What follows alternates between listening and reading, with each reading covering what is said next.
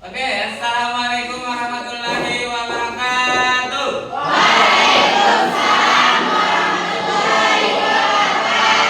Apa kabar semuanya?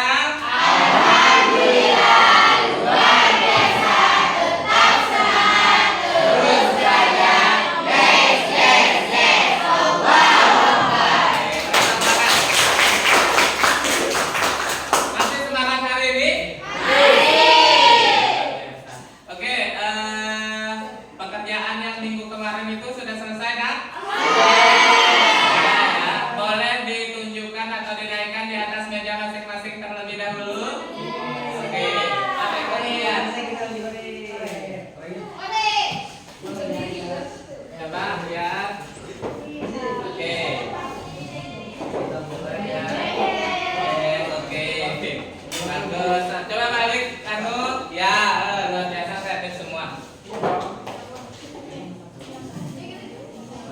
Nah, oke ya, semua pekerjaan ini sudah luar biasa.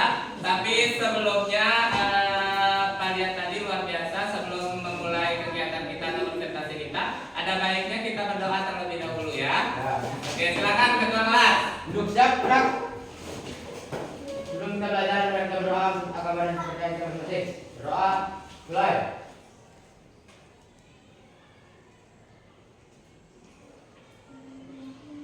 Berdoa selesai. Siap, gerak.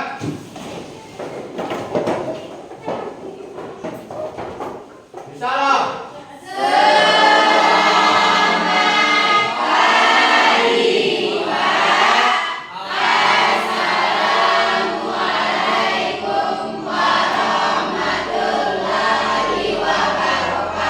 Oke, waalaikumsalam warahmatullahi wabarakatuh. Alhamdulillah ya nak ya. Sebelum pembelajaran absen terlebih dahulu. Siapa yang sudah hadir yuk? Lengkap. Lengkap ya, semua hadir. Alhamdulillah. Pagi hari ini kita tetap diberikan kesehatan oleh Allah Subhanahu Wa Taala nak ya. Ya. Nah, jadi sesuai dengan perjanjian kita kemarin, hari ini kita akan mempresentasikan hasil kerja kalian masing-masing ya. Nah, Pak pengen latih seperti biasa agar kalian kompak, silakan berdiri terlebih dahulu. Ya, biar kompak.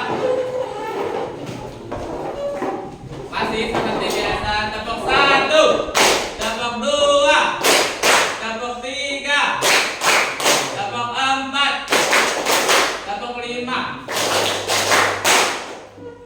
Kamu di mana? Tepuk 5 2 kali. Tepuk 5 1 kali. Oke, boleh tepuk tangan dan tepuk tangan semua. Tangan dulu. Oke, nak ya. Jadi berbeda dengan hari-hari sebelumnya. Kalau hari-hari sebelumnya itu kita acak ya, yang presentasi biar sistematis, otomatis kita akan presentasi mulai dari kelompok 1. Silakan kelompok 1 persiapkan diri. Ya, silakan.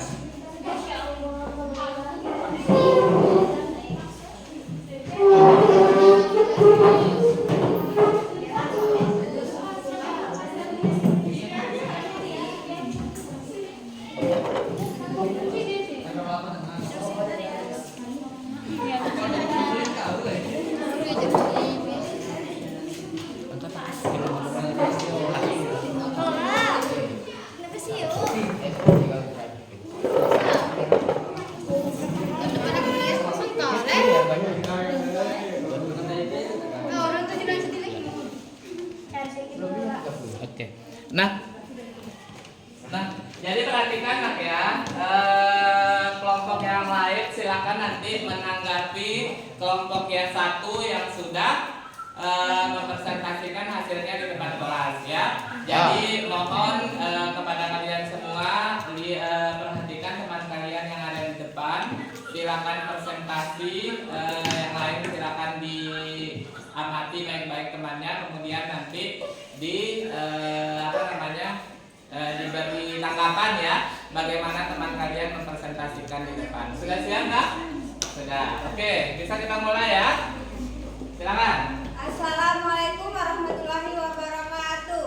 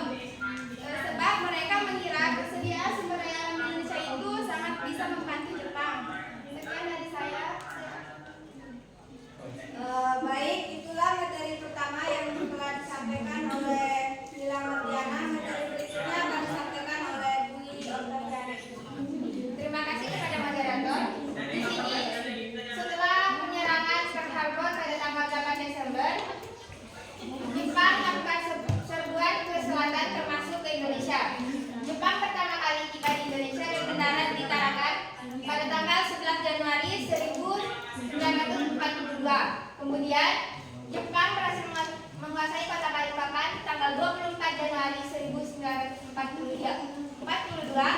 Pontianak 29 Januari 1942. Samarinda 3 Februari 1942. Banjarmasin 10 Februari 1942. Kemudian 4 Februari 1942 Ambon berhasil diduduki Jepang.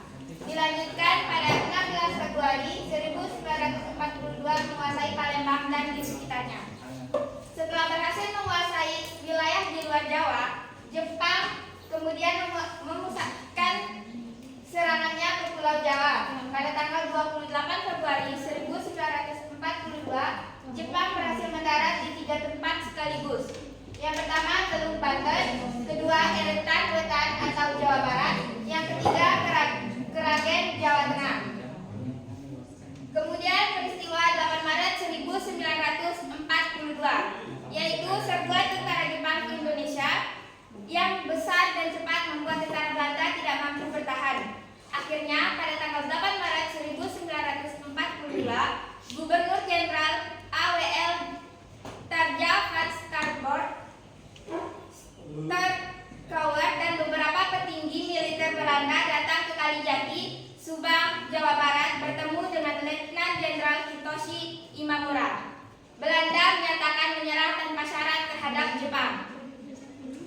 Kemudian setelah penyerahan tersebut, pemerintah Jepang membagi wilayah Indonesia menjadi 3 bagian pemerintahan militer. Yang pertama, Angkatan Darat Geiseibu mencakup Jawa Barat, di mana pusatnya terletak di Batavia. Yang kedua, wilayah kedua Angkatan Darat Rikubur mencakup wilayah-wilayah di Sumatera dengan pusat Bukit Tinggi. Wilayah ketiga, Angkatan Laut Kaigun mencakup Sulawesi, Kalimantan, Maluku, Nusa Tenggara juga Irian yang berpusat pada Makassar. Kemudian, awal kedatangan pemerintahan militer Jepang bersikap baik terhadap bangsa Indonesia. Tetapi akhirnya sikap itu berubah setelah sekian waktu Jepang menduduki Indonesia. Apa yang ditetapkan oleh pemerintah Jepang seolah mendukung kemerdekaan Indonesia, padahal sebenarnya Jepang berlaku demikian demi kepentingan pemerintahannya yang dimana pada saat itu terjadi perang. Jepang mengetahui harapan Indonesia yang besar untuk mencapai kemerdekaan. Oleh karena itu, mereka mulai menciptakan propaganda. Propaganda yang terkenal yaitu propaganda 3A, Jepang Pelindung Asia, Jepang Pemimpin Asia, dan Jepang Cahaya Asia. Sekian dari saya kembalikan ke moderator. Baik, itulah materi dari kelompok kami. Apakah ada pertanyaan apakah ada tanggapan dari kelompok lain? Ya, silakan. Ada tanggapan dari kelompok lain tentang presentasi kelompok 1, yaitu tentang masuknya Jepang ke Indonesia. Kelompok kami. Oke, silakan. Aldi. Jepang yang melakukan serangan tiba-tiba ke Pari Harbor pada 8 Desember 1941. Jepang pertama kali tiba di Indonesia dan mendarat di Tarakan, Kalimantan Timur pada tanggal 11 Januari 1942. Pada 8 Maret 1942, Belanda menyatakan menyerah tanpa syarat terhadap Jepang. Bangsa Indonesia menerima baik kedatangan bangsa Jepang karena Jepang mengaku sebagai saudara tua bangsa Indonesia. Jepang menciptakan propaganda untuk menaruh kepercayaan pada hati bangsa Indonesia. Contoh propagandanya yaitu Gerakan 3A. Ya. Ya, Terima kasih. Terima kasih. Sekian ada kelompok lain juga. Ya, silakan ditutup, Kak. Baik, mungkin itu saja yang dapat kami sampaikan. Kurang dan lebihnya kami mohon maaf. Sekian, terima kasih. Wassalamualaikum warahmatullahi wabarakatuh.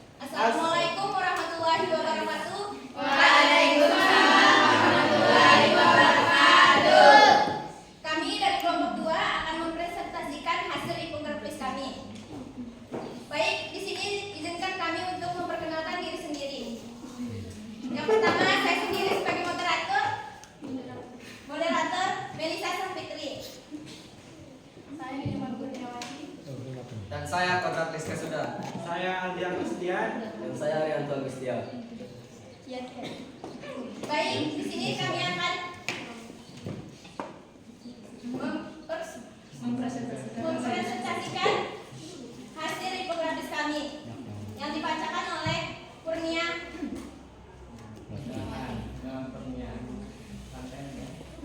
Jadi yang pertama itu Heiho. Heiho merupakan organisasi bentukan Jepang yang beranggotakan prajurit Indonesia untuk memperkuat pertahanan angkatan udara, laut, dan kepolisian. Heiho tidak hanya ditugaskan di Indonesia, tetapi juga di seluruh daerah penduduk Jepang seperti Brunei, Vietnam, Singapura, dan Malaya. Kegiatan utamanya adalah membangun pertahanan, menjaga kamp pertahanan, dan membantu tentara Jepang dalam pergerakan. Heiho jauh lebih terlatih di medan perang dibanding organisasi-organisasi lainnya. Jumlah anggota Heiho sejak berdiri sampai akhir masa kependudukan Jepang di Indonesia mencapai lebih dari 42.000 orang. Dalam perekrutannya juga memiliki syarat yang ketat, antara lain berusia antara 18 sampai 25 tahun, sehat jasmani dan rohani, berkelakuan dan berkepribadian baik, berpendidikan minimal sekolah dasar atau sekolah rakyat. Yang kedua, peta pembela tanah air.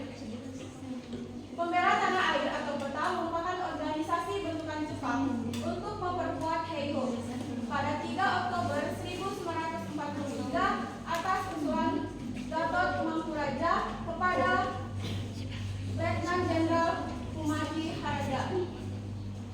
Pembentukan peta didasarkan peraturan pemerintah Jepang yaitu Osamu Seidan nomor 44. Anggota yang direkrut berasal dari berbagai kalangan masyarakat. Total anggotanya lebih dari 37.000 orang dari Pulau Jawa dan lebih dari 20.000 dari Pulau Sumatera. Yang selanjutnya, yang ketiga, Seinendan. Dibentuk mulai pada 9 Maret 1943. Jumlah anggota Seinendan tercatat mencapai 3.500 orang dan berkembang hingga 500 orang. Melakukan perekrutan Seinendan beranggotakan pemuda berumur 14 sampai 22 tahun. Seinendan atau barisan pemuda dibentuk mempertahankan tanah air secara mandiri. Tujuan terselubung dari Seinendan adalah agar Jepang mempunyai kekuatan cadangan untuk menghadapi sekutu dalam perang Pasifik. Itu saja yang saya sampaikan. Selanjutnya saya serahkan kepada moderator. Baik, materi kedua akan dibacakan oleh Kodrat Naskah Sunda. Oke, sebelumnya saya ucapkan terima kasih kepada moderator sudah memberi saya kesempatan untuk menyampaikan materi selanjutnya. Untuk materi selanjutnya adalah organisasi Kaibodan, yang dimana Kaibodan merupakan barisan pembantu polisi yang dibentuk pada 29 April 1943. Tujuan utamanya adalah membantu tugas kepolisian Jepang di Indonesia seperti mengatur lalu lintas dan pengamanan desa.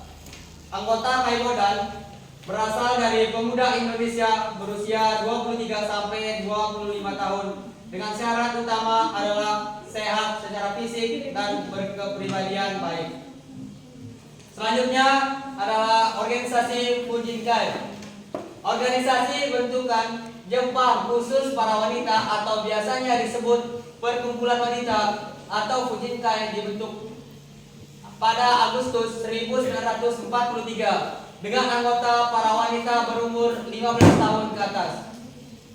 Fujinkai melakukan tugas-tugas sosial seperti pemberantasan buta huruf, membangun fasilitas kesehatan dan pendidikan, menggalakkan perkebunan, dan lain-lain. Namun, dalam perjalanannya, Fujinkai juga dilatih oleh pendidikan militer sederhana pada saat kondisi mulai memanas untuk membantu perang melawan sekutu pada 1944 dan menjadi pasukan Sri Kandi.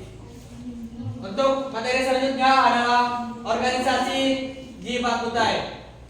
organisasi berbentuk Jepang pada 8 Desember 1944 dibakutai terinspirasi oleh penerbang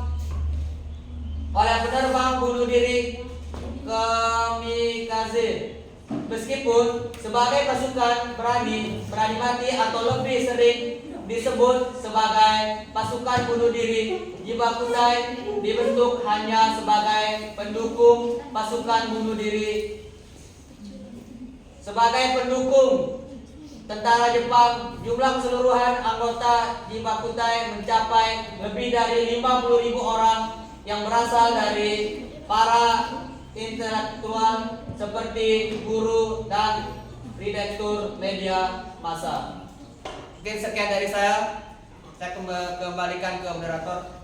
Baik, dari hasil mempresentasikan hasil infografis kami, apakah kelompok lain ingin memberi pendapat? Tanggapan. Oke, silakan. Ada kelompok. Ya, Rani, silakan Rani kasih tanggapan ke kelompok yang di depan. Assalamualaikum warahmatullahi wabarakatuh. Waalaikumsalam warahmatullahi wabarakatuh. Saya dari kelompok 4 akan memberikan kesimpulan dari hasil kerja infografis dari kelompok 2. Jadi kesimpulan yang dapat saya simpulkan adalah terdapat 6 organisasi militer yang terbentuk saat imperialisme Jepang di Indonesia. Salah satunya adalah Heighoi, PETA, dan Kaliboda. Sekian dari saya, terima kasih. Ya. Sekian dari kami.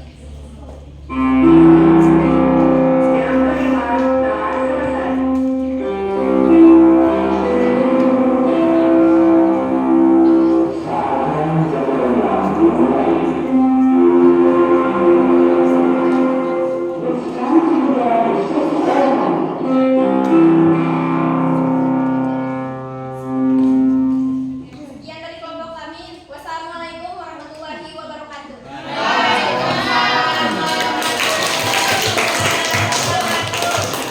Luar biasa anak ya, kelompok 1 dan kelompok 2 mohon tidak usah terburu-buru dalam menyampaikan materi selanjutnya. Ya, boleh kita lanjut ke kelompok 3. Silakan kelompok 3 maju ke depan.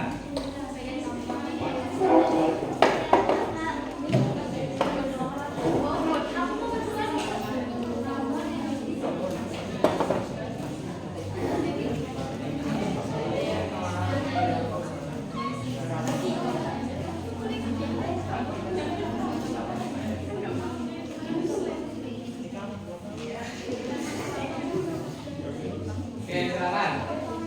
Yang lain nggak usah ribut, perhatikan temannya yang ada di depan ya.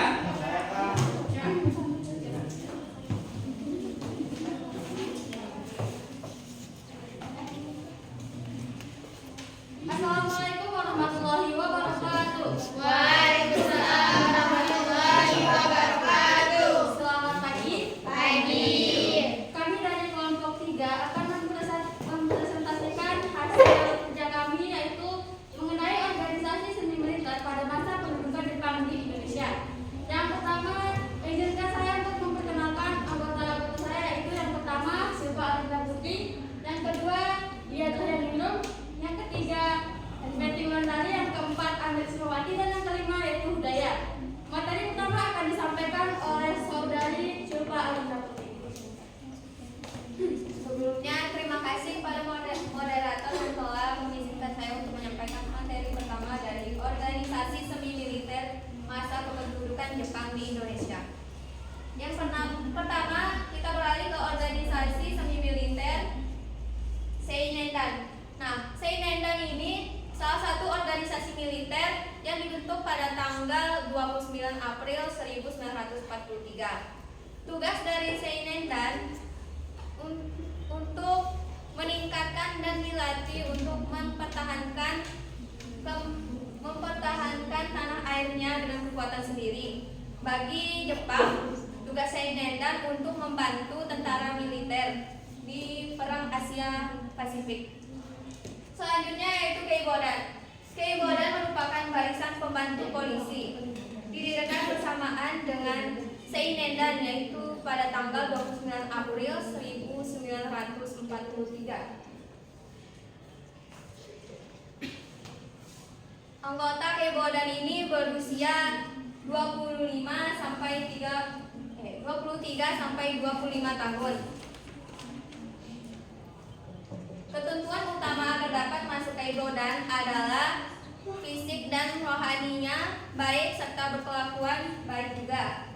Tujuan pembentukan Kebodan untuk membantu tugas polisi, misalnya menjaga lalu lintas dan kedamaian di desa. Lalu ketiga, kita beralih pada organisasi Pujingkai. Organisasi Pujingkai adalah atau barisan wanita dibentuk pada bulan Agustus 1943. Tujuan dari dibentuknya Pujingkai untuk mengamankan barisan belakang perang, untuk meningkatkan kesehatan serta kesejahteraan masyarakat melalui kegiatan pendidikan dan kursus-kursus. Saya kembalikan kepada moderator. Baik, untuk materi selanjutnya akan disampaikan oleh saudari Dia Jahanum. Baik, saya ucapkan banyak terima kasih kepada moderator karena sudah memberikan saya kesempatan untuk menyampaikan materi tentang lingkungan kami, yang dimana judul materi kami yaitu organisasi sekelilingnya masa kependudukan Jepang. Yang dimana materi yang saya akan sampaikan adalah organisasi Shintai, yang dimana yang dikenal yaitu barisan pelopor yang dibentuk pada tanggal 1 November 1944. Nah, tujuan dibentuknya ini sendiri, barisan pelopor diharapkan adanya kesadaran rakyat dan siap untuk membantu Jepang dalam mempertahankan Indonesia. Nah, sedangkan organisasi militer ini yaitu barisan pelopor yang dikenal tergolong unik karena pemimpinnya adalah seorang nasionalis dari Indonesia yang Insinyur Soekarno yang dibentuk oleh R.V. Suroso, Otos Iskandar Dinata dan Buntaran Martoatmojo. Organisasi ini mengadakan pelatihan militer bagi para pemuda. Meskipun hanya menggunakan peralatan yang sederhana, yaitu seperti bambu runcing, serapan kayu, dan di samping itu mereka juga dilatih bagaimana menggerakkan massa, memperkuat pertahanan dan hal-hal lain yang berkaitan dengan kesejahteraan rakyat. Untuk materi yang kedua ada yang saya sampaikan yaitu organisasi Senentai dan Gokukotai, yang dimana Senentai adalah organisasi yang dibentuk untuk usia murid SD. Yang kedua yaitu Gokukotai adalah organisasi yang berisi anak-anak sekolah menengah. Kedua organisasi ini dibentuk sebagai bala bantuan untuk pertahanan militer Jepang, dan ini dilatih sejak dini agar membantu Jepang untuk masa selanjutnya. Untuk yang ketiga yaitu organisasi Hizbullah, yang dimana pada tanggal 15 Desember tepatnya 1944 berdirinya pasukan ini yang bernama Sukarelawan Pemuda Islam yang dinamakan Hizbullah, yaitu Tentara Allah, yang dalam istilah Jepangnya disebut Kaio Seinan Seisin. Nah, di sini ada pun tugas pokok dari organisasi Hizbullah adalah yang pertama sebagai tentara cadangan dengan tugas yang pertama melatih diri, membantu tentara Dainipon menjaga bahaya udara dan mengintai mata-mata musuh. Dan yang ketiga yaitu mengingatkan dan menguatkan usaha-usaha untuk kepentingan perang. Yang kedua adalah sebagai pemuda Islam dengan tugas menyiapkan agama Islam, memimpin umat Islam agar taat menjalankan agamanya, dan membela agama dalam dan umat Islam Indonesia. Nah, di sini ketua pengurus dari organisasi Hizbullah itu sendiri yaitu Kiai Haji Zainal Arifin dan wakilnya adalah Muhammad Noem. Sekian dari saya dapat saya sampaikan, lebih kurangnya saya mohon maaf, kembali ke moderator. Oke, baiklah, dari sekian materi yang kelompok kami sampaikan, apakah ada dari kelompok lain yang ingin memberikan tanggapan atau kesimpulan? Kami silakan. Silakan.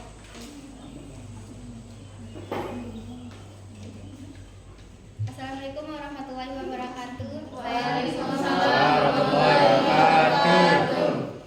Saya akan memberikan kesimpulan hasil presentasi infografis dari kelompok 3.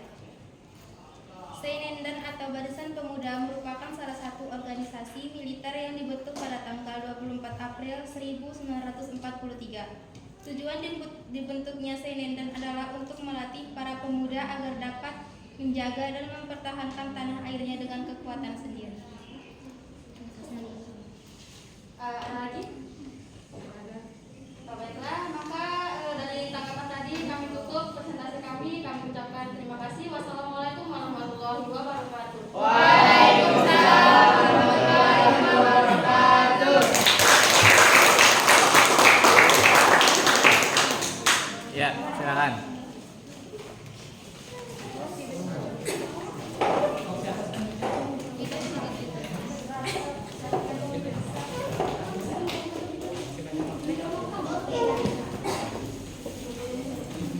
Ya, silakan kelompok 3 ya. Kelompok 4, silakan kelompok 4. Boleh. Silakan Nak.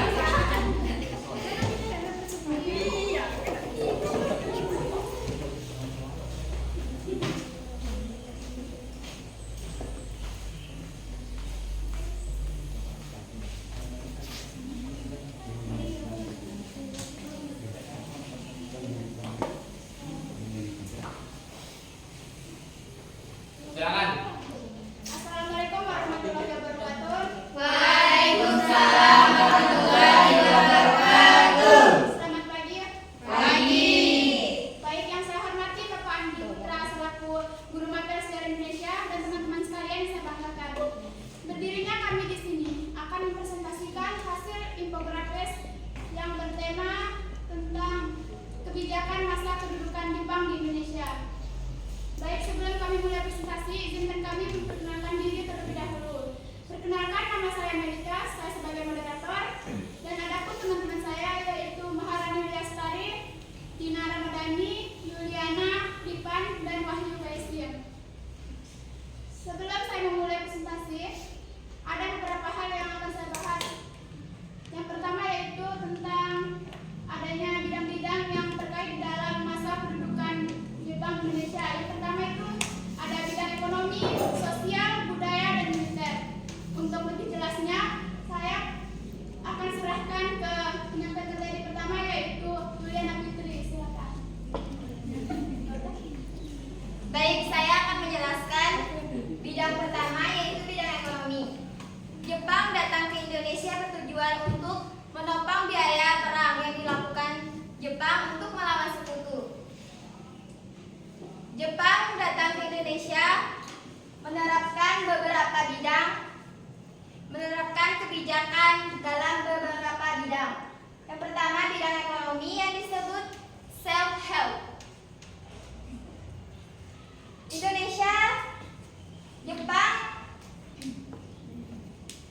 Jepang menggali ekonomi di Indonesia untuk menopang biaya perang yang dilakukan untuk melawan sekutu.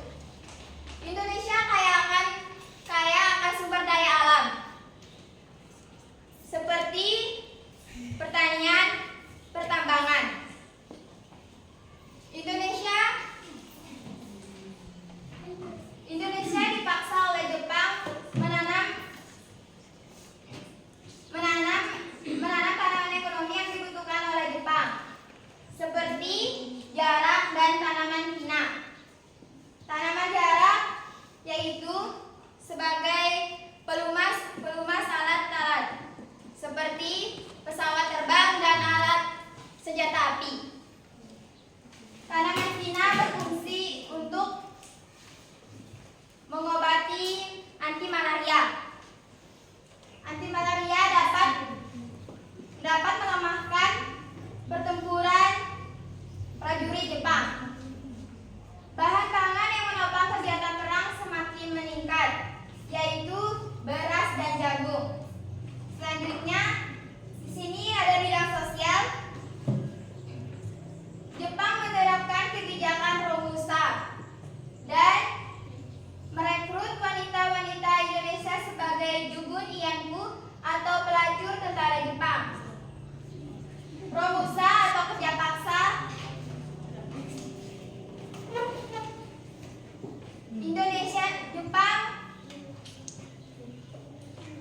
Jepang mengerahkan seluruh tenaga kerja dari Indonesia untuk menopang perang Asia Timur Raya.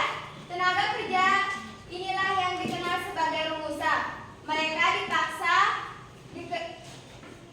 Mereka dipekerjakan di lapangan terbuka, misalnya di lingkungan pembangunan, kubu-kubu pertahanan, jalan raya, dan lapangan udara. Mereka dipaksa bekerja dari pagi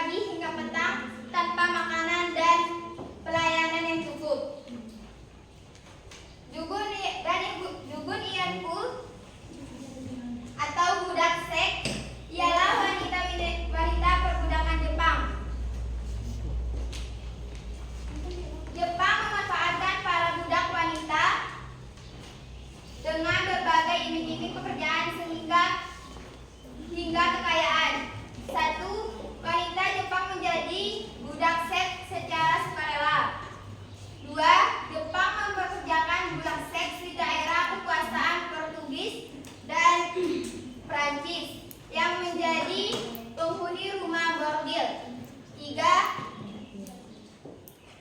lanjo, yaitu yang digunakan sebagai praktek prostitusi yang menjadi saksi bisu kekejaman tentara Jepang pada Jugun Lanfu. Sekian, saya serahkan kepada moderator. Baik, untuk materi selanjutnya akan disampaikan oleh teman saya yaitu Dina Ramadhani. Silakan. Baik, terima kasih kepada moderator telah memberikan kesempatan kepada saya untuk menjelaskan untuk bidang budaya kebijakan masa kependudukan Jepang di Indonesia dan bidang militer. Adapun bidang budaya, Jepang menerapkan kebijakan kebudayaan yang bertujuan untuk menghapus pengaruh Barat dan menanamkan nilai-nilai Asia, khususnya Jepang di Indonesia. Jepang melarang penggunaan bahasa Belanda dan menggantinya dengan bahasa Jepang. Jepang juga menghapus semua buku-buku dan media massa yang berbau Barat. Jepang mempromosikan budaya Jepang seperti Shintoisme, Bushido, dan kesetiaan kepada kaisar. Namun, Jepang juga mengizinkan penggunaan bahasa Indonesia sebagai bahasa nasional dan bahasa pengantar di sekolah. Selanjutnya yaitu bidang militer, kebijakan masa kependudukan Jepang di Indonesia.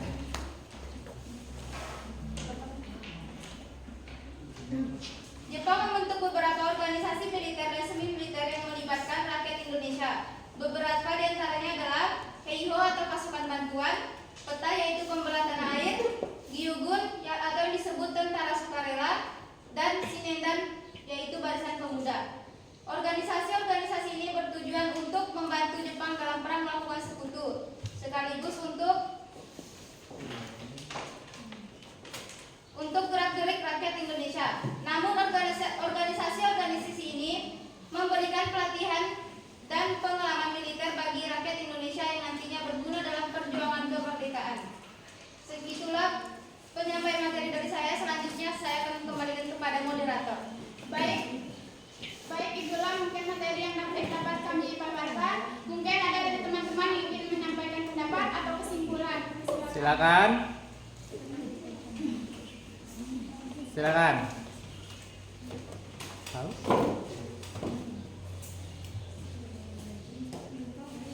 Siapa ke? Ya. Siapa? Ya.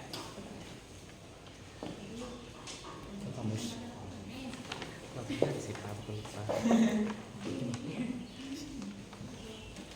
Assalamualaikum warahmatullahi wabarakatuh.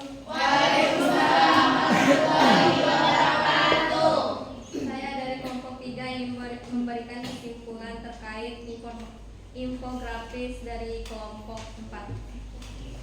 Kesimpulannya, Jepang menerapkan kebijakan di berbagai bidang untuk menopang biaya perang yang dilakukan Jepang, khususnya di bidang ekonomi, bidang sosial, bidang budaya, dan bidang militer, untuk membangun industri-industrinya. Sekian, terima kasih. Dengan berakhirnya kesimpulan dari Silvarina Putri, maka berakhir pula presentasi kami di pagi hari ini. Sekian dari kami. Wassalamualaikum warahmatullahi wabarakatuh. Waalaikumsalam warahmatullahi wabarakatuh. Silakan kembali ke tempat duduknya. Berarti kelompok terakhir ya. Kelompok terakhir itu adalah kelompoknya Heli. Silakan Heli maju ke depan.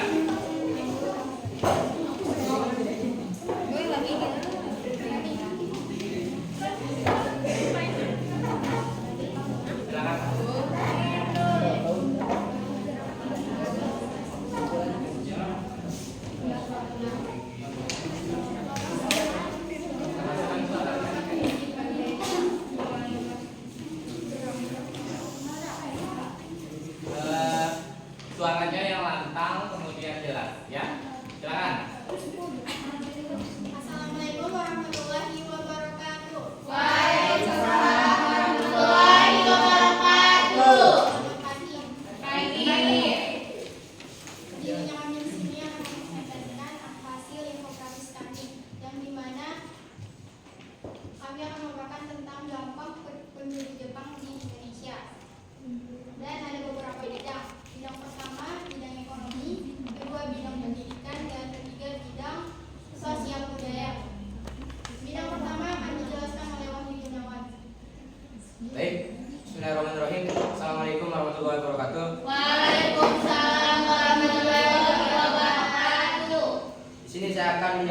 tentang dampak penduduk Jepang di Indonesia dalam bidang ekonomi. Yang pertama ada membentuk barisan pengusaha dengan penitia pengarahan di setiap daerah. Yang kedua, pengarahan tenaga kerja dari sukarela menjadi paksaan. Yang ketiga, masyarakat wajib melakukan pekerjaan yang dinilai berguna bagi masyarakat luas. Yang keempat, objek vital dan alat-alat produksi dikuasai dan diawasi oleh pemerintah Jepang. Yang kelima, barang-barang keperluan hidup sulit didapatkan karena tumbuhnya sedikit. Yang keenam, inflasi parah karena uang yang dikeluarkan pemerintah Jepang tidak ada jaminannya. Sedangkan di sini dampak penduduk Jepang di Indonesia di dalam bidang sosial budaya. Yang pertama, untuk membiayai perang Pasifik, Jepang mengharapkan semua tenaga kerja di Indonesia. Yang kedua, semua objek vital dan alat-alat produksi dikuasai Jepang dan diawasi oleh Jepang dengan sangat ketat. Yang ketiga, semua nama-nama kota yang menggunakan bahasa Belanda diganti dengan bahasa Indonesia. Yang keempat, untuk mengawasi kerja para seniman agar tidak menyimpang dari tujuan Jepang. Mungkin ini saya dapat saya sampaikan. Saya serahkan ke moderator. Sidang selanjutnya akan dijelaskan oleh Supiati. Assalamualaikum warahmatullahi wabarakatuh.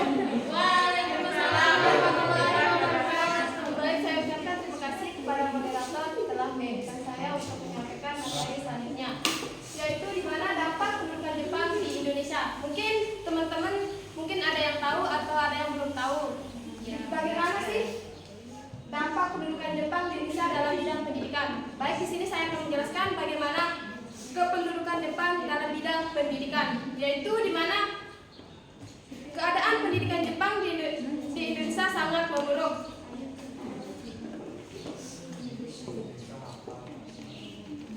Pendidikan tingkat dasar hanya satu, yaitu 6 tahun sekali. Hal itu disebabkan konflik Jepang untuk mempermudah pengawasan. Pelajar juga diwajibkan untuk belajar bahasa Jepang serta mempelajari adat istiadat Jepang serta lagu Jepang dan mempelajari gerak badan sebelum mata pelajaran dimulai. Bahasa Indonesia juga digunakan sebagai bahasa pengantar di sekolah karena dianggap sebagai mata pelajaran wajib.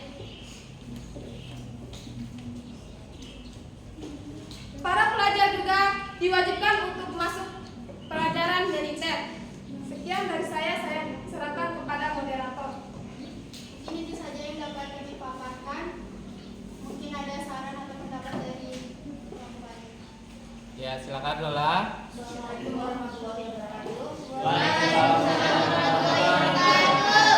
Di sini saya akan memberikan kesimpulan tentang infografis dari kelompok 5. Mengakibatkan penderitaan dan kesengsaraan rakyat Indonesia, kehidupan yang menderita dan sengsara karena kemiskinan. Hal ini dikarenakan segala potensi ekonomi Indonesia digunakan untuk mendukung Jepang dan Barat.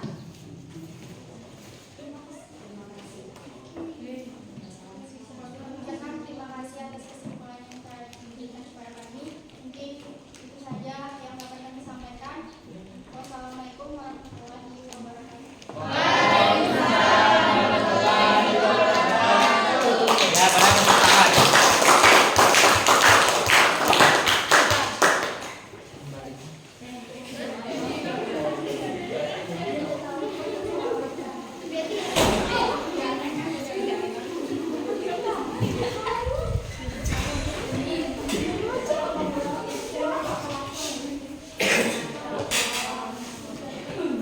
Oke, baik Naga. Tadi presentasi kalian itu sudah luar biasa menurut Pak. Kemudian hasil pekerjaan kalian juga luar biasa. Boleh tepuk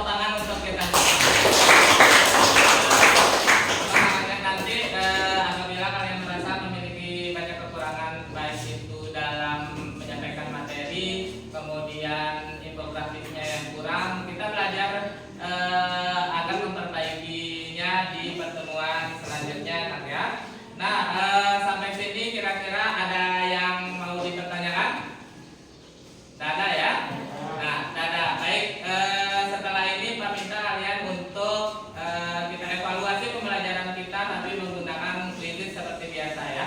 Silakan persiapkan HP-nya, kemudian scan barcode yang ada di depan. Silakan, Kak.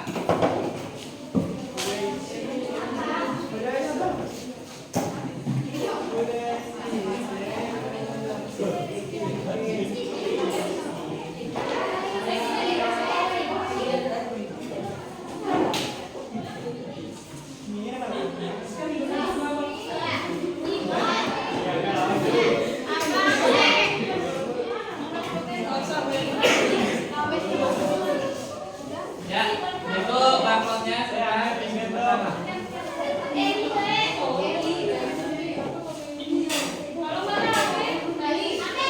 Ya, silakan Kak. Silakan scan barcode di depan.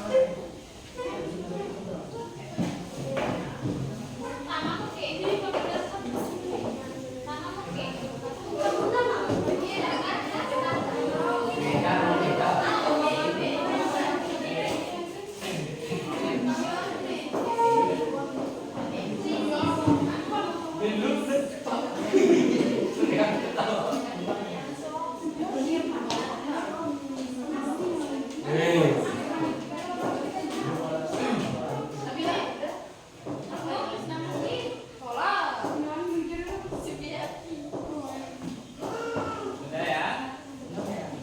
Silakan.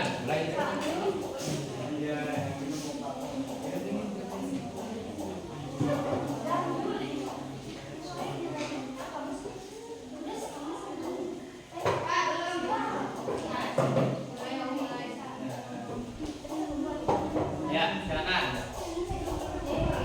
Masukkan dalam grup.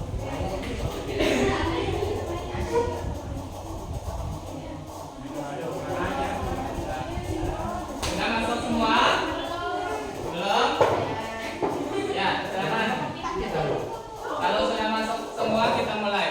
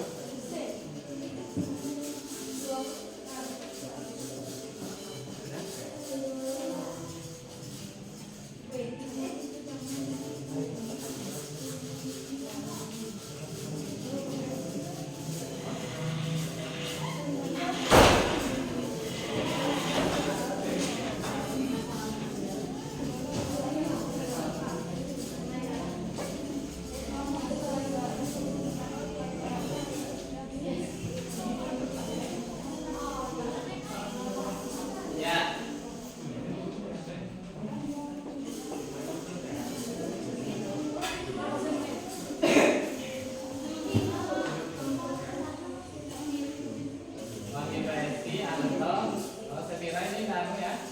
2 sepira ya? Oh 2 ya.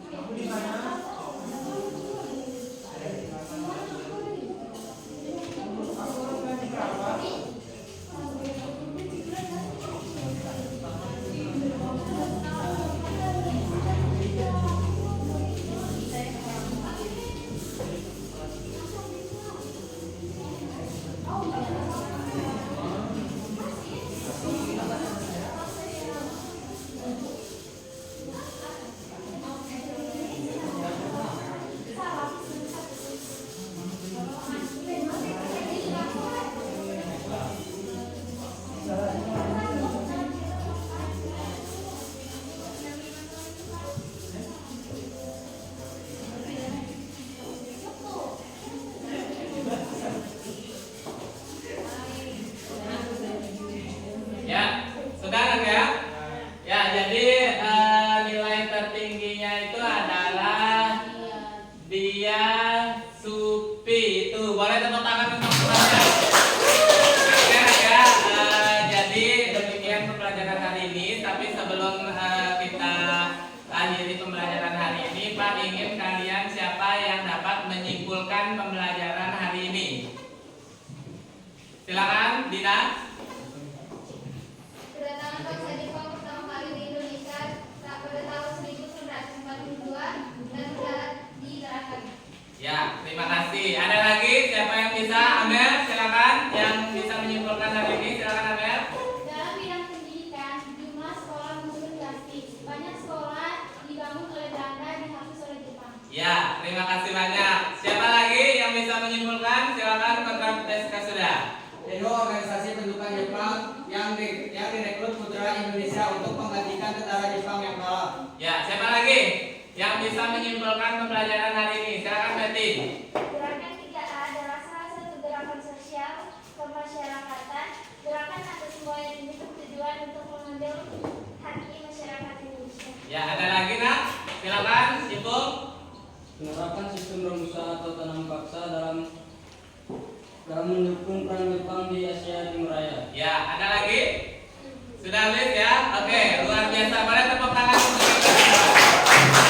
Oke, ya. Jadi sebelum mengakhiri pembelajaran, Pak ingin mengingatkan kalian bahwa untuk pembelajaran minggu depan itu adalah tentang proklamasi kemerdekaan Indonesia. Nanti bagaimana prosesnya proklamasi kemerdekaan Indonesia itu akan kita pelajari bersama-sama. Nah, sebelum menutup pembelajaran, kira-kira ada pertanyaan?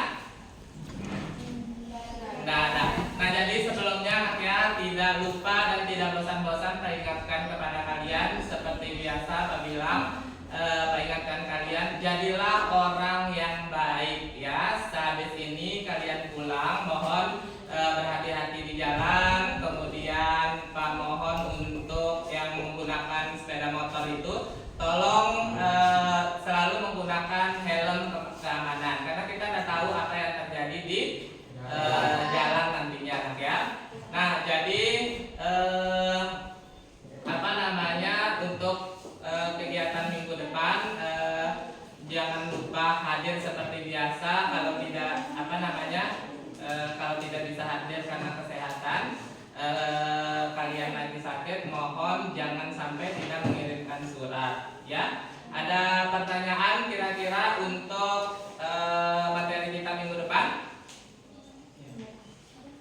Apa kira-kira? Apa namanya? Minggu depan itu kita harus materi kita itu adalah tentang proklamasi kemerdekaan Indonesia. Ya, oke ya. Ada masukan? Tidak ada. Nah, jadi sebelumnya kita akan merefleksikan pembelajaran hari ini, di mana meminta kalian untuk mengisi yang ini, ya. Seperti itu nak ya. Silakan ditulis, dibaca.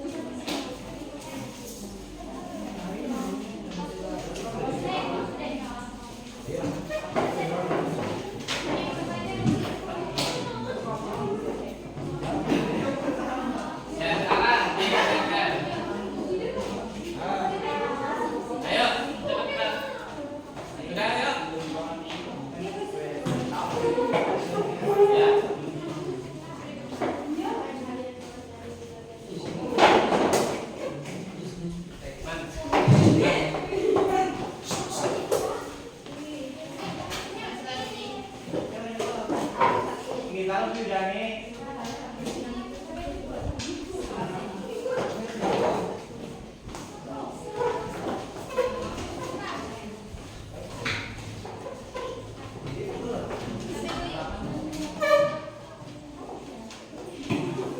Ya. Sudah ya? Ya. Sudah? Oke. Jadi terima kasih Nak ya untuk pertemuan kali ini. Jadi itu dia refleksi kita hari ini.